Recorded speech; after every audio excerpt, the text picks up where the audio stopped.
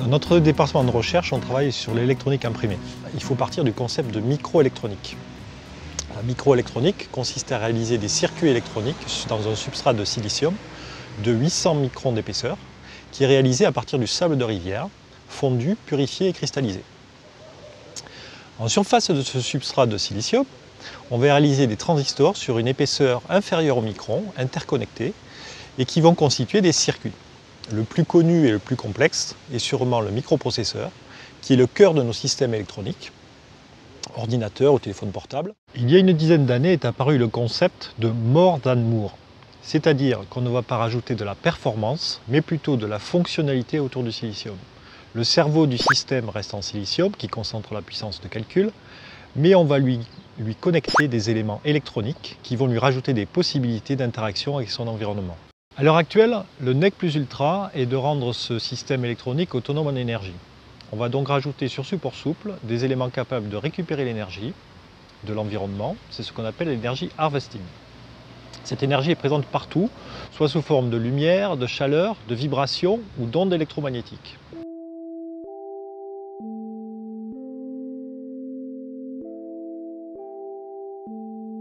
L'électronique imprimée permet de réaliser des dispositifs pour diverses applications à de bas coût, sur de grandes surfaces et avec l'ajout de fonctionnalités. Pour cela, il est nécessaire de déposer 3 types de matériaux, des isolants, des semi-conducteurs et des conducteurs.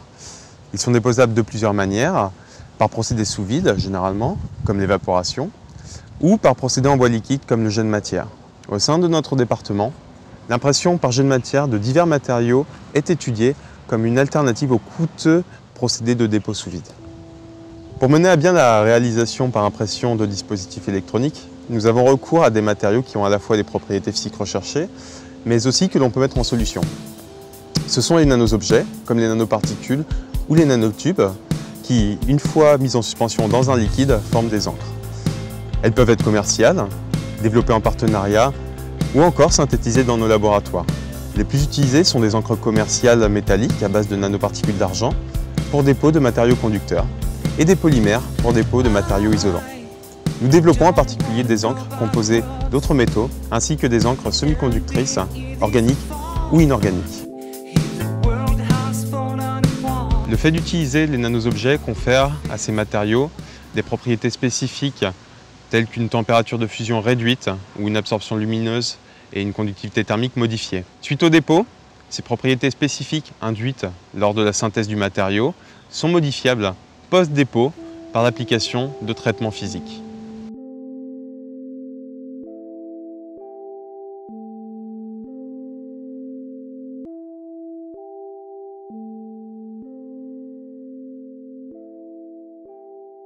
Au niveau du département, donc on se focalise sur le développement de dépôts additifs de matière par jet d'encre pour la réalisation d'objets sur support flexible. Il faut savoir que le jet d'encre est une technologie assez complexe donc à maîtriser, puisqu'il s'agit d'un système à 3 interactions, donc à savoir l'encre fonctionnelle elle-même, le type de tête d'impression qu'on va mettre en place et puis tout ce qui est substrat. Donc, la maîtrise de ces propriétés physiques des encres, donc reliées à l'ingénierie de la fluidique, de formation et d'éjection des gouttes et les propriétés physico-chimiques des interfaces, principalement encre-substrat, vont définir ce qu'on appelle la qualité de l'impression de l'objet final. Donc, une fois déposée sur le substrat souple, l'encre qui se présente sous forme liquide à cette étape doit être soit recuite lorsqu'on parle d'une encre inorganique ou soit insoulée sous UV ou ultraviolet lorsqu'on parle d'une encre polymère. Donc pour les encres inorganiques, le recuit doit s'effectuer d'une manière sélective et rapide, de manière à éviter d'endommager le substrat qui est en dessous. Alors, ces nouvelles technologies vont être dédiées à réaliser des objets originaux sur support souple pour diverses applications. Donc, à savoir que le concepteur de l'objet va devoir prendre en compte les règles de conception, en tenant en compte des performances, mais aussi des limitations de la technologie qui est toujours en cours de développement.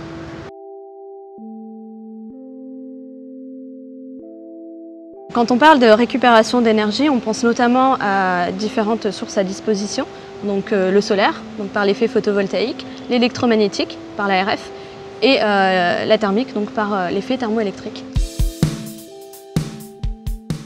Afin que notre module de récupération d'énergie soit adaptable sur substrat flexible dans un système où on aurait le microcontrôleur, les différents capteurs, il est nécessaire de passer par une phase de conception et d'optimisation du système. Un des outils à disposition est la simulation pour optimiser le rendement de notre module de récupération d'énergie.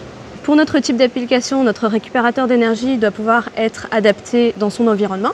La simulation système nous permet par ailleurs de vérifier l'intégrabilité des dispositifs proposés et de les optimiser.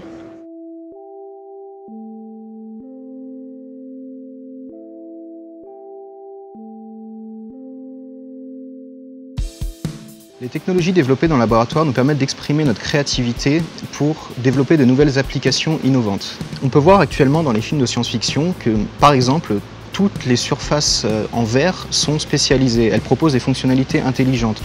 Par exemple, on peut saisir des informations en tapant avec son doigt dessus ou afficher des informations, récupérer d'autres informations, des grandeurs physiques comme la température, la luminosité. Donc même si ça paraît de la science-fiction au jour d'aujourd'hui, ces technologies sont abordables d'ici à une quinzaine d'années. Donc il nous paraît naturel dans notre laboratoire que ces objets qui sont donc intelligents et hybrides doivent répondre à plusieurs critères. Un coût de production très faible qui est compensé par un volume de production qui est donc très élevé avec des techniques classiques comme de l'impression du papier pour le journal du matin, mais aussi qu'elles doivent être robustes et flexibles, donc manipulable par n'importe qui, le grand public par exemple, et autonome en énergie. Dans ce contexte, on peut essayer de préciser quel peut être le rôle du chercheur et en quoi son travail peut apporter une contribution à l'évolution de la société. Le premier rôle, le plus direct et le plus évident, est de contribuer à une meilleure connaissance et permettre le développement de technologies qui pourront se traduire demain par de nouvelles industries, donc de nouveaux emplois. Développer l'ingénierie de la matière à l'échelle de l'atome, la nanotechnologie, peut nous permettre de créer et de renforcer les propriétés d'un matériau et d'éviter d'avoir recours à des matériaux polluants ou épuisables. Il existe à l'heure actuelle des démarches visant à étudier des matériaux à base biologique pour réaliser des fonctions électroniques.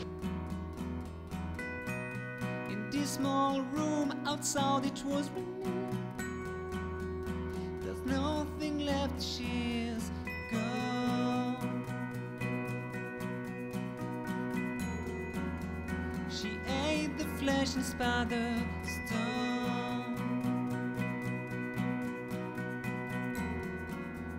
There's nothing left, she is. Today is still raining. The time swept